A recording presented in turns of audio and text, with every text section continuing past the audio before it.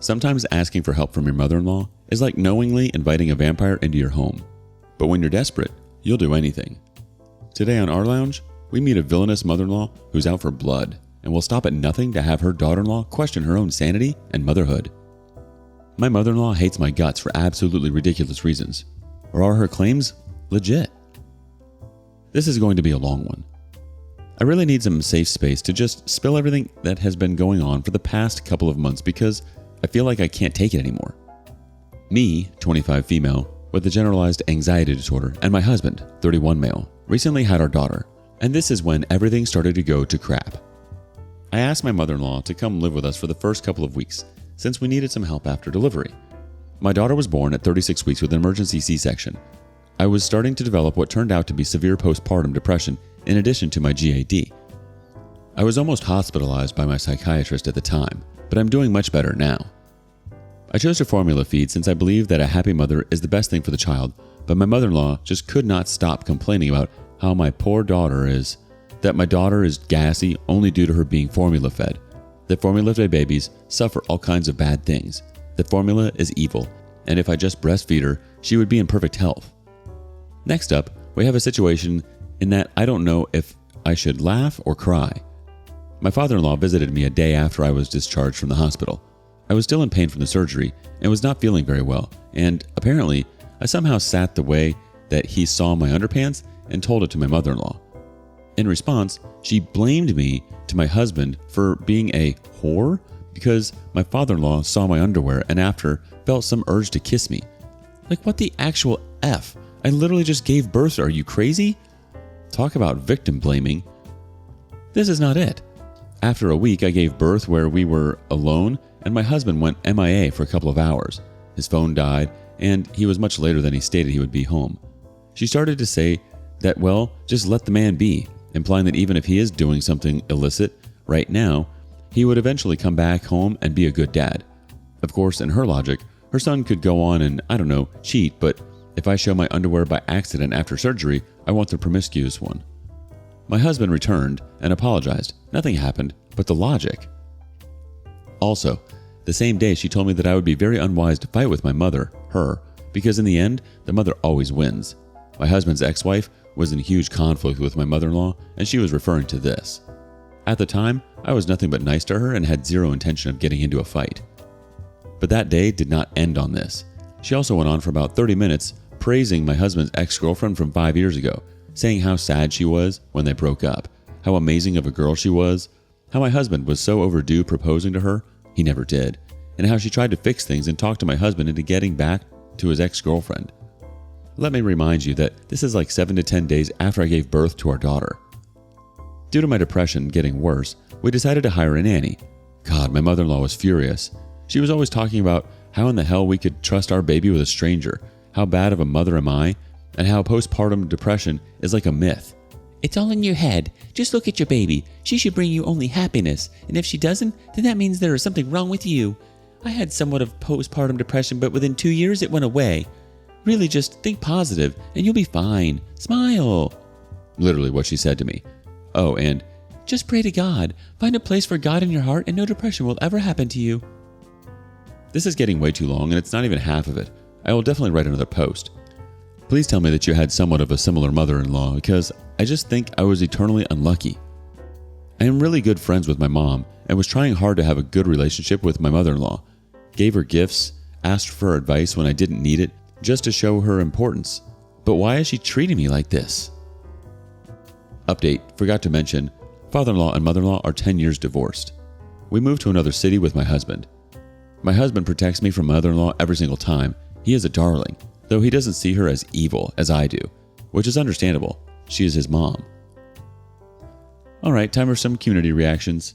Red Fancy Dress says, I'm an older woman, a grandma myself, and I can tell you what's going on. She knows exactly what she's doing. She is most definitely trying to break you. Somewhere deep in her head is a fantasy of you going away and her son raising that baby together. Don't ever ask for help again. Not ever. She is always going to try and drive a wedge between you and the baby. From here on out, it's all fake it till you make it with this woman. When she comes around, you wear your baby. She's insane if she thinks you were flashing your underwear at her husband. And what kind of man is her husband that he's looking at your undies and telling her about it. Don't leave your baby alone with them at all. If she starts any of her nonsense, just say in a loud way, "Mother-in-law, you were so right. I just smiled at the baby and the postpartum depression went away, just like that." Don't give her an inch. The OP replies, "Thanks so much for the support. I really need it. I myself thought about this fantasy she might be having in her head, but dismissed it because I just don't want to believe people like that are my relatives. Oh, and I forgot to mention, she and father-in-law are like 10 years divorced, but that still doesn't make the situation okay. You need to stay away from her and have nothing to do with her. Be kind and patient with yourself. You need to take care of yourself during this time. Tell your husband you need some space. If you need a nanny, you need a nanny. This is the best thing for you, and you shouldn't feel shamed for taking care of yourself. You need to be there for yourself so you can be there for your baby. Don't feel guilty for putting yourself first." Part 2. So looking back at everything, though it is kind of an ongoing situation which is now on hiatus, I decided that telling the rest of the story in full detail is way too long and probably boring, so here are the highlights of what happened. All of the episodes below happened within 8 months and after the Part 1 post. My husband protects me from mother-in-law every single time. Episode 1, Vacation from Hell. When our baby was a bit more mature, my husband decided to take me on a trip, since I was not feeling very well mentally. We had an all-day nanny at the time. My parents helped out to hire someone for 2 months while I recovered from the worst part. I was heavily medicated and couldn't even take care of myself. I still feel bad about it, like I focused on myself while my baby needed me, but at the same time, I was such a mess. Oh, the mom's guilt. We could not leave the baby alone with a stranger in our house, so we asked mother-in-law just to watch over the house and nanny while the nanny does her job 24/7. One day at 8 a.m., I got a call from my nanny who was crying because she said my mother-in-law fired her and told her, "You're fired. Get the F out of the house or I will call the police." I mean, the nanny had her issues, and me and husband also discussed whether we should replace her. But the audacity. There was something like mother-in-law making our apartment a full-on totalitarian regime while confronting the nanny, saying to her face that she is a liar and bad for the baby, and asking her to wash all of the windows. We live on the 16th floor in the house without consulting me first, getting upset that the nanny said, "It's not my responsibility." I said to mother-in-law, "Nanny does a little cleaning," meaning like after the baby, sometimes the dishes. But somehow mother-in-law managed to make it about her, saying the nanny said bad things about her. If I even apologized to her for that, when in reality, after all the crap that went down before leaving, she just said something like, "I pity you, you're a lonely, hateful woman." And while this is out of line, I get why she did it. Anyway, I spoke to mother-in-law for an hour, but it didn't go anywhere. She cried to me, "The nanny was hired as my help, to help me. She must listen to me and live by my rules." Yeah, right. Again, the nanny was not perfect as an employee, and we ourselves considered whether to replace her or not. But this was supposed to be our decision, not hers. Even though she was with the baby at the time, it is our family and our nanny. Oh, and by the way, it happened within like 7 to 9 days. Episode 2, The Car. I accidentally scratched my husband's car and mother-in-law just could not take it. I was in a hurry, and crap happens. I feel really bad for the situation. "She doesn't know the value of money. She takes you and your property for granted. Since she doesn't have a job right now, her parents must pay for the damages and she needs to find a job ASAP and pay for the damages, as she is not on my duty 24/7. I mean, my parents? What is the entitlement? Episode 3, The Visit. I was kind of in between 2 cities during our move and came home for 4 days because my husband needed some things urgently. I also did something for my mom and granny, and mother-in-law texted this to my husband. "Why do you pay for So Sweet Cherry's ticket and she comes home and does nothing for her mom and granny? In that case, her parents should pay." I was in awe. Of course I did everything for my husband first because I was urgent and afterwards helped my mom, but I mean, what the... Episode 4, The Messages. Let me tell you that mother-in-law texts a lot to my husband, and basically this is what she told him about me, but on different occasions. The situation, why, really doesn't matter. I mean, at this point, it is me breathing too loud or something like that. Here are some of her texts to my husband. "I took the pill to prevent lactation, but we told mother-in-law that my milk just didn't come. She just doesn't love the baby. I loved you and wanted to feed you so badly, drank milk tea, and thought about feeding you that my milk came. She just did not want it enough. That is why it didn't come. What kind of a mother is she, who doesn't want the best for the baby? How awful of her. The baby now needs to suffer from the horrible formula, If she thought positively and just wanted it, the milk would have come. You need to understand, people like her are really sick for the rest of their lives. Sometimes some evil entities and spirits follow them and suck on their souls, and she can transfer those dark entities to people nearby. To you, the baby, please be very careful with her. My son, I pity you so much. You got with such a difficult and troubled girl. Oh, it won't be easy for you, but apparently this is a life test for you. Only God knows why. I feel so sorry for you, son. With such a person, you will never build a strong and good family. This is a selfish, manipulative, two-faced, and vile girl. I only had 4 days in town and was sleeping 4 hours a day, running mostly my husband's errands, and really just forgot. She forgot to bring part of my present to you when she visited town. Oh my God, I'm so shocked. How could she do this? I know she did this on purpose to spite me. What a disrespect for your husband's mother.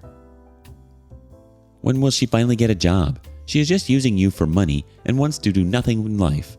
If she can't find a job, that means she's not very good. A quality employee is always needed very fast everywhere. I got a remote job. She kept asking why my salary was this, and from this moment on, my husband mentioned my job. She would always text him, well, according to you, she has a job. Episode 5. Christmas. So I wanted to try to make the situation better and make mother-in-law a Christmas gift from me only. I planned to spend $50 to $70 and asked my husband to check in with her if she liked the skincare brand I gifted her once. Well, she said, well, I did not finish the skincare and I prefer natural oils, but I like this perfume.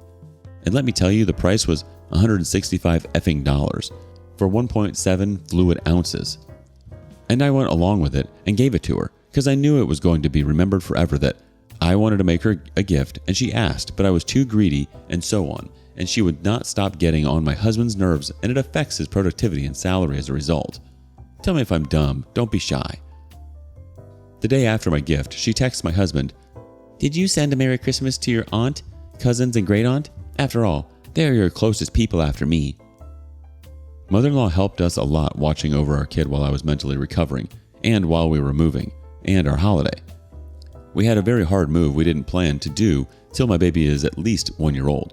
But oh well, the circumstances.